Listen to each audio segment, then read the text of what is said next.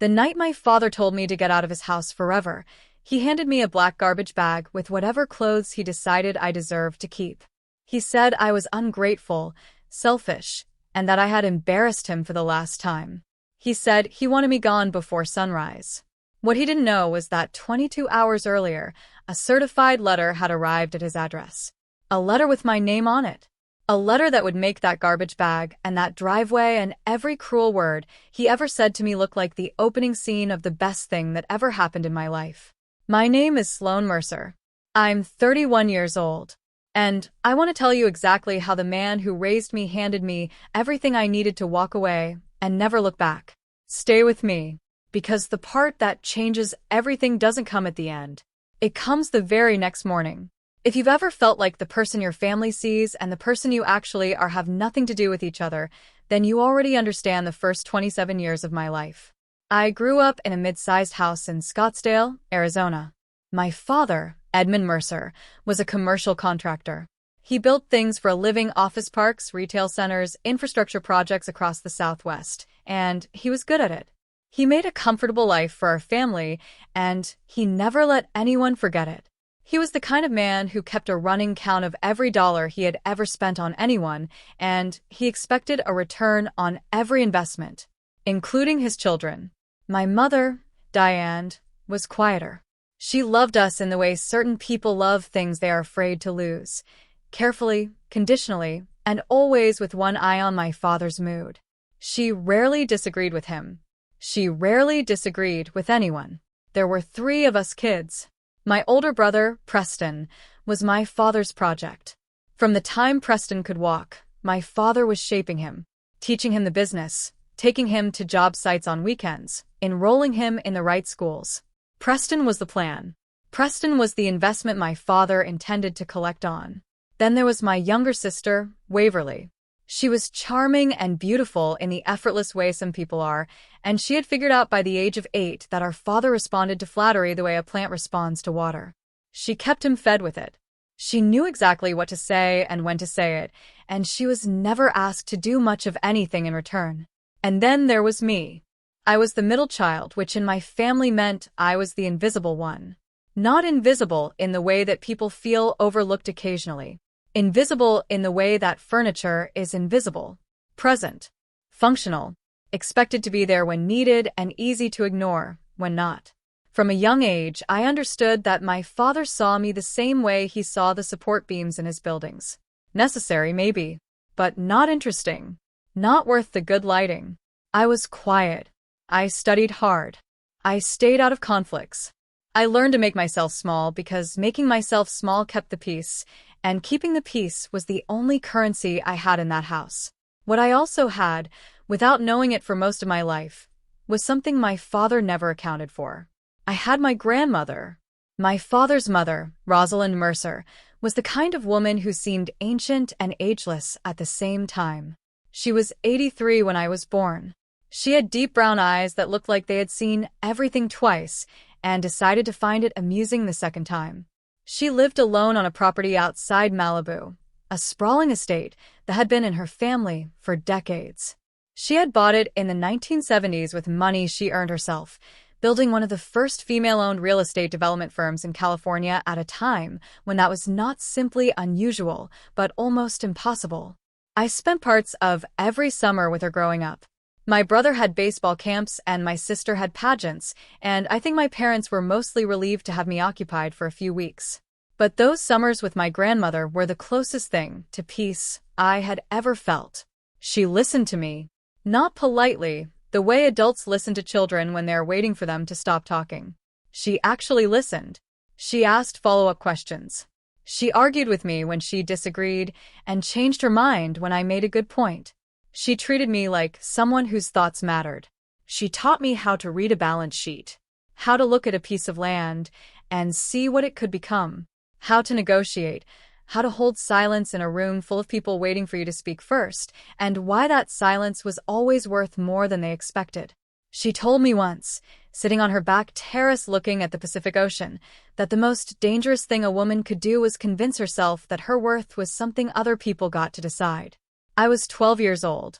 I didn't fully understand it yet. I would, though. She passed away on a Tuesday in late October, 3 years ago. I flew out for the service, which was small and quiet, just as she had wanted.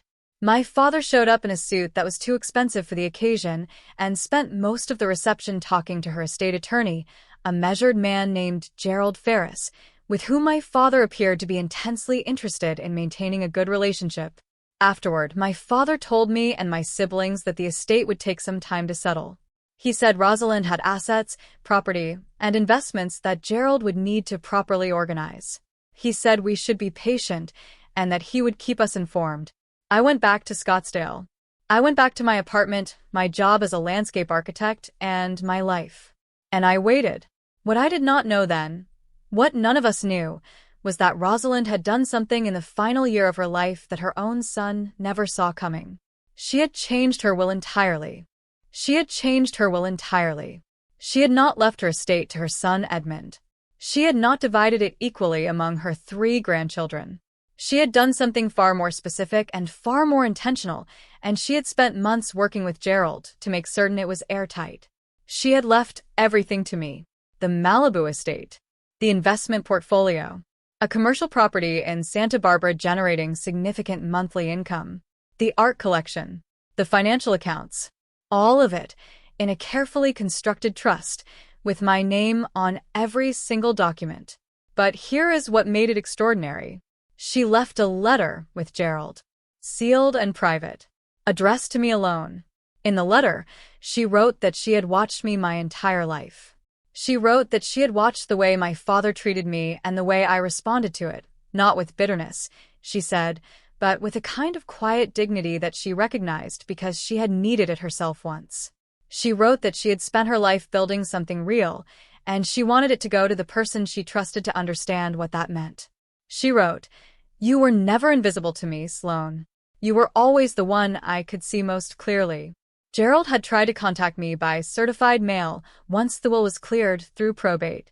The letter had been sent to my last known address, which was my parents' house, where I had briefly stayed during a job transition 2 years earlier and never fully updated. That certified letter had been sitting at my parents' house for 6 days. My father had signed for it. He knew. He had known for 6 days that everything his mother owned was going to me, and he had said absolutely nothing. What happened instead was that on the 7th day, the night before I was scheduled to fly to Los Angeles to meet with Gerald personally, something I had arranged privately after calling his office, my father sat down at dinner and started a conversation about gratitude. He said he had been thinking about contributions, about which members of the family had truly shown up over the years and which ones had simply coasted on what everyone else built. I had heard some version of this speech my whole life, but something about that evening felt different. His voice was tighter.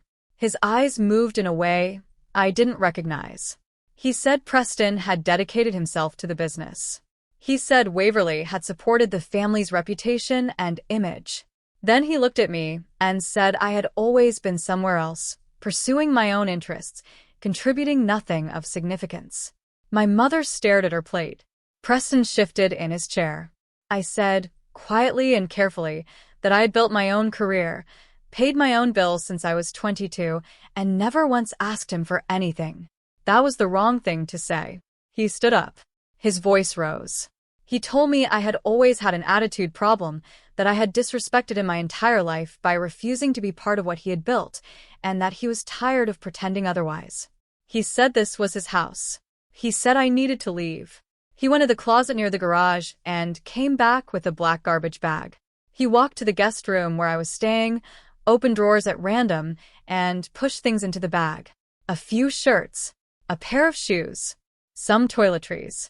He carried it to the front door, opened the door, and set it on the porch. He told me to be gone before he woke up. My mother stayed at the dinner table. Preston looked at the floor. Waverly was quiet for maybe the first time in her life. I picked up the bag. I looked at my father for a long moment. I did not cry. I did not argue. I did not beg. I said, "Okay." And I walked out. I sat in my rental car in a gas station parking lot for about 45 minutes. Not because I was falling apart, because I was thinking. I had known about the meeting with Gerald Ferris the next morning for 8 days. I had said nothing to my family because Gerald had asked me to keep the appointment private until he could properly advise me on how to proceed with the notification process. He had been careful and professional about everything, and I had trusted his guidance. What I did not understand yet was how my father had reacted when he read that certified letter. I would understand it fully the next morning. But sitting in that parking lot, I knew two things. I knew where I was going in the morning, and I knew that the garbage bag on the seat beside me was the last thing my father would ever be able to give me or take away. I found a hotel near the airport and paid for one night. I sent Gerald a brief message confirming our 10 o'clock appointment. I set my alarm, and I slept better than I had in months. Gerald Ferris's office was in Century City, on the 14th floor of a building with floor-to-ceiling windows and a view that made the city look like something you were supposed to be running, not surviving in. He was exactly what I had expected from our phone calls, composed, thorough, and clearly someone who had spent a long career navigating difficult family situations with patience and precision. He shook my hand, offered me coffee, and got to the point immediately. He slid a folder across the table. He explained that my grandmother had worked with him for 14 months before her death to restructure her estate. She had revised the original will, established the trust, and documented her reasoning in a series of letters and recorded conversations that were legally preserved as part of the estate file. He explained that the estate had cleared probate. He explained that I was the sole beneficiary. Then he told me the total value. $31.4 million. I remember the number clearly. I remember the way it sat in the air between us, and I remember the absolute stillness inside me when I heard it. Not excitement, exactly. Something quieter than that. Something that felt like the word finally. He slid another document across. The property overview for the Malibu estate. 14 rooms. 7 acres. Private beach access. A guest house. A recording studio my grandmother had built in the 1990s and never fully explained to anyone. A garage with 5 cars, 2 of which were collectible classics. A home that had been waiting for me. He then told me something I had not expected. He said that my father had called his office 6 days ago. He said Edmund Mercer had attempted to contest the will on the grounds that Rosalind had been in cognitive decline in her final year and was therefore not competent to make the changes she had made. Gerald looked at me steadily and said that this claim had no evidentiary basis. That my grandmother had undergone full cognitive evaluation 12 months before her death and had been found to be entirely clear. That every revised document had been witnessed, notarized, and independently reviewed. And that my father's attorney had been informed, in writing, that the contest had no viable legal path forward. He paused. Then he said, "Your father was advised of this 4 days ago." I thought about the dinner table. I thought about the garbage bag. I thought about the way my father's eyes had moved when he looked at me. He had known his contest failed. He had known I was coming to this office. And he had tried, in the only way he had left, to send me away with nothing before I could understand what I actually had. Gerald placed one final document in front of me. The deed transfer, ready for my signature. I picked up the pen. I want to stop here for a moment because I know what you might be thinking. You might be thinking this is the moment where everything felt like victory, where everything my father had done dissolved into satisfaction, and I walked out of that office ready to celebrate. But that is not what I felt. What I felt was something older and more complicated than triumph. I felt the weight of 14 years of disappearing at dinner tables so the peace could hold. I felt the weight of making myself smaller so someone else's certainty could fit in the room. I felt the weight of my grandmother at 83, watching all of it from a distance and quietly deciding to do something about it. I signed the document, and I cried. Not loudly, not dramatically, just quietly, in a conference room on the 14th floor of a building in Century City, in a way that was really about my grandmother, and not about my father at all. Gerald handed me a box of tissues, without comment. He was very good at his job. When I had collected myself, he gave me a complete file. Contact information for the estate manager at the Malibu property. Keys, which were physical, brass, attached to a leather tag with the address. Account credentials for the financial holdings. A summary document of every asset. I thanked him. I shook his hand. And I walked to my car, entered the Malibu address into the navigation, and drove west. The gates opened with a code that Gerald had included in the file. I pulled in slowly. The driveway curved through mature eucalyptus trees. The house appeared gradually, not all at once, the way smaller houses do. It revealed itself in pieces. The pale stone facade, the arched windows, the bougainvillea climbing the eastern wall in deep magenta that looked almost theatrical against the blue sky. Below it all, the Pacific stretching flat and silver to the horizon. I parked and sat in the car for a long time. There was a woman waiting near the front entrance, the estate manager, a warm, direct person named Celeste who had maintained the property for 11 years and had worked with my grandmother until the very end. She shook my hand and said that Rosalind had talked about me often. She said, matter-of-factly, that my grandmother wanted me to feel at home immediately and had instructed her to prepare the main bedroom and the terrace. Celeste gave me a tour. The rooms were large but not cold. My grandmother had filled them with books and art and objects that had stories attached. There was a kitchen that looked like it was designed by someone who actually cooked. There was a library with a fireplace and a view of a garden. There was the guest house, separate from the main property, which had its own kitchen and private entrance. There was the terrace. The same terrace I had sat on at 12 years old, while my grandmother told me that my worth was not something other people got to decide. I stood there for a while. The sun was coming through at an angle that turned the water gold. There was wind coming in from the ocean, and somewhere in the garden behind me something was in bloom, because the air had that particular sweetness that only comes from flowers in full sun. I was home. Now, I have not told you yet about what happened when my family found out. And what happened when my family found out is something I want to tell you carefully, because it matters more than you might expect. It took 4 days.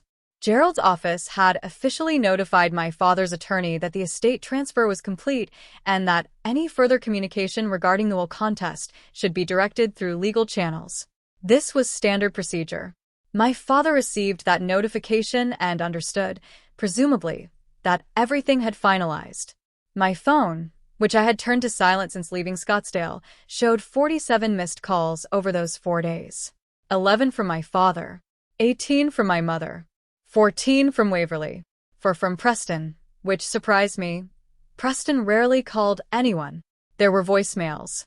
I listened to them once, in order without stopping. My father's were loud, and then quiet, and then carefully worded, as if he had consulted someone between calls. He was angry, then controlled, then something that was almost diplomatic, which was a register I had never heard from him before, and which told me more than the anger had. My mother's were sad in a practiced way. She said she missed me. She said this wasn't what anyone wanted. She said family worked these things out, and surely I understood that. Waverly's were the most honest, which was unexpected, because Waverly was not someone I had ever associated with honesty. She said she didn't know what had happened at dinner was going to go that far. She said Preston had tried to intervene, and my father had told him to stay out of it. She said she thought I should know that. And then she said, in a voice that was quieter than I was used to hearing from her, he's been telling everyone that you manipulated Grandma, that you somehow convinced her to change the will. Nobody believes it, Sloan. Just so you know. I put the phone down. I thought about that for a while.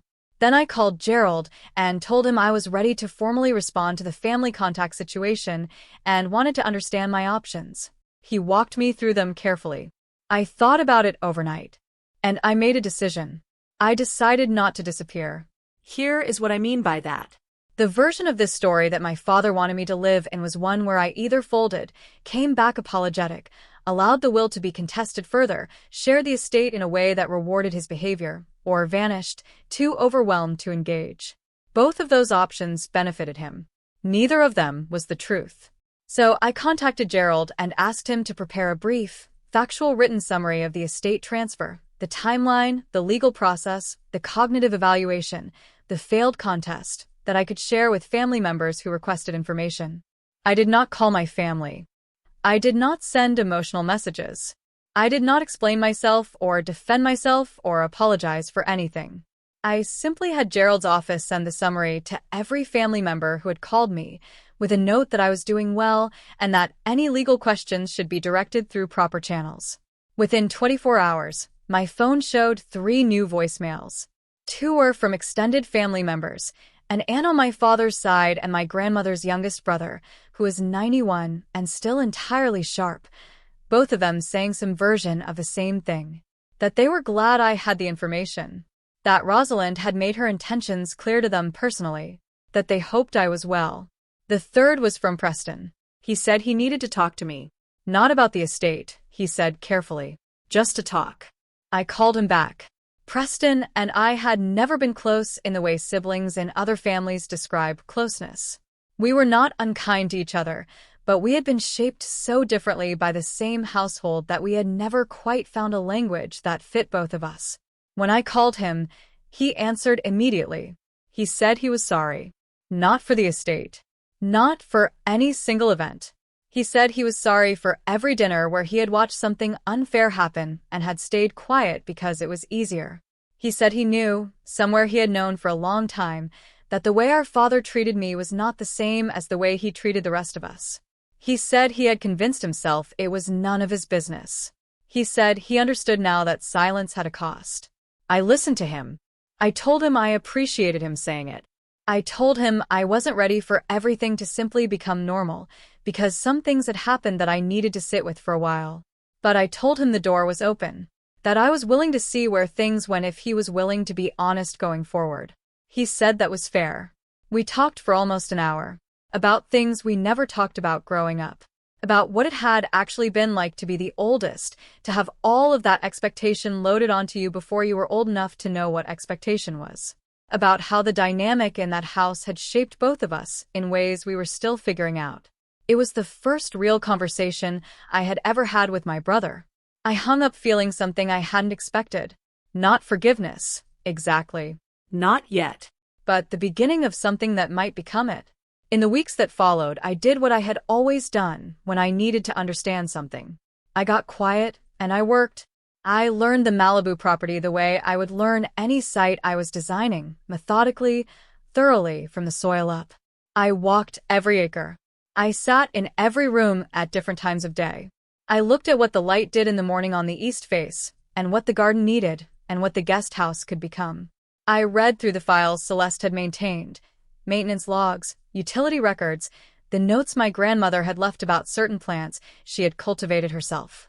There was a section of the garden on the north side that had gone partially wild in the years my grandmother's health had declined. It was still beautiful, but it was the kind of beautiful that needed shaping. The kind that had more potential than it was currently expressing. I spent 2 weeks redesigning it. I am a landscape architect. I know what I'm doing with land. But this was different from any project I had worked on professionally because for the first time I was designing something for myself. Not for a client, not for a timeline, not for someone else's vision of what the space should be. For myself. I worked with Celeste and a small local crew. We cleared the overgrowth carefully, kept everything worth keeping, brought in plants that would hold well in the coastal climate and bloom across different seasons so that something was always in color. We restructured the stone paths. We opened up a sight line to the ocean that had been blocked by 15 years of unchecked growth. The morning we finished, I stood at the edge of the terrace and looked at what we had done. It was the most satisfying work I had ever completed in my life. Not because it was the most technically complicated, but because it was mine, entirely, in a way that nothing had ever been before. I want to tell you about a conversation I had with Celeste about 3 months into living at the property. We were having coffee on the terrace on a morning when the fog was still low over the water. Celeste had worked for my grandmother for 11 years. She had seen everything. And she was not the kind of person who said things without meaning them. She told me that in the final year of my grandmother's life, Rosalind had talked about me more than she talked about anyone. She said my grandmother had described watching me at family gatherings, the way I carried myself, the way I handled the particular cruelty of being managed and overlooked simultaneously, and had said that it reminded her of herself at a younger age. She said my grandmother had told her she had made mistakes with her own son, that she had let things slide that she should have addressed, and that Edmund had grown into the kind of man he was partly because she had not been willing to see it clearly when it might have mattered. Celeste paused and looked at the water. She said my grandmother had told her she could not fix Edmund, but she could do something for the person Edmund had been doing the same thing to. She said my grandmother had also left a specific instruction in her personal files, an instruction that Rosalind had written out by hand. She said the instruction read, "Make sure Sloane keeps the terrace the way it is." I set down my coffee. Celeste smiled. She said my grandmother had told her that the terrace was the place where she had said the most important thing she ever said to me, and she wanted it to stay the way it was so I would always have somewhere to come back to when I needed to remember it. I did not speak for a while. I looked at the terrace, the iron furniture, the stone floor worn smooth in certain places, the view that was the same view it had been when I was 12 years old. The most dangerous thing a woman could do is convince herself that her worth is something other people get to decide. My grandmother had kept that terrace the same for 20 years because she believed I would one day need to come back to it. She had been right. My father contacted me directly twice. The first time was through a letter delivered by his attorney. The letter was formal, measured, and carefully drafted, clearly with legal guidance. It referenced a desire for family resolution and suggested that a mediated conversation might be appropriate given the circumstances. It was the most civilized my father had ever been toward me, which told me exactly how seriously he was taking the situation. I did not respond personally. Gerald sent a brief, professional reply acknowledging the letter and noting that I was focused on settling into the estate and would communicate through legal representation going forward. The second time was in person. I was at a nursery in Santa Monica, a large, beautiful place with serious plants and the particular smell of growing things and wet earth that I will never get tired of. I was there sourcing specific specimens for the garden's second phase. I heard my name. I turned, and my father was standing 6 feet away looking older than I remembered and dressed more casually than I had ever seen him. No suit. No performance. He was alone. He said my name again, and this time his voice had something in it that I had never heard from him in my entire life. He sounded unsure. I looked at him. I didn't move toward him, but I didn't leave. He said he owed me an apology. He said that what he had done the night he sent me away was wrong, that he had been afraid and had behaved badly, and that he knew those were not sufficient explanations. He said he understood if I didn't want anything to do with him. He stood there. I looked at him for a long time. Then I said, "I know you're sorry. I believe that you are sorry. And I want you to understand that I'm going to need a lot of time and a lot of proof before sorry means anything to me." He nodded. He looked at his shoes. He said he understood. I said, "Okay." And I went back to looking at plants. He didn't follow me. He stood there for a moment and then left. I finished selecting what I needed. I paid. I drove home. And somewhere on the Pacific Coast Highway, with the ocean out the passenger window and the plants in the back, I realized that I wasn't angry anymore. Not because my father deserved the relief of my peace. Not because what he had done had stopped mattering. But because carrying the anger cost me something, and I was done paying for things that weren't mine. I want to be honest about something. There are people who hear a story like this and want it to be about justice. About a father getting exactly what he deserved. About a woman rising while the people who failed her fall. And I understand that. I understand why those stories feel satisfying. But the truth is more complicated, and I think more real. My father is still my father. He built things imperfectly and damaged people in the process, and is now living with that. My mother is still my mother, and she is learning, slowly and painfully, what it means to have chosen complicity for too long. Waverly and I have talked twice, real conversations, and I don't know yet what we are going to become. Preston and I talk every 2 weeks, and something between us is genuinely growing. The estate is mine. The property is mine. The financial security is mine. But more than any of that, what I have now is the thing that was hardest to build and easiest to lose. Clarity. I know who I am. Not in the version my father needed me to be. Not in the version that kept the peace at the dinner table. Not in the version that stayed small so someone else's certainty could fill the room. In the version that has always been true. I think about my grandmother often. I think about a woman who built an empire in an era that didn't want her to, who made hard decisions with clear eyes, who sat on a terrace above the Pacific and said the exact right thing to a 12-year-old who needed to hear it. She saw me. That was her gift to me. Not the estate, not the money, not the beautiful, impossible house above the ocean. The gift was that she looked at me and told me the truth. She said, "You were never invisible to me." And she spent the rest of her life making sure that I would eventually be able to say the same thing about myself. I am sitting on the terrace right now. The sun is setting and the water is doing that thing where it looks like it's made of light. The garden is blooming on the north side, 3 different species, overlapping seasons, always something in color. The bougainvillea on the east wall has climbed another 6 inches since last month. This is my home. I did not steal it. I did not manipulate for it. I did not beg for it.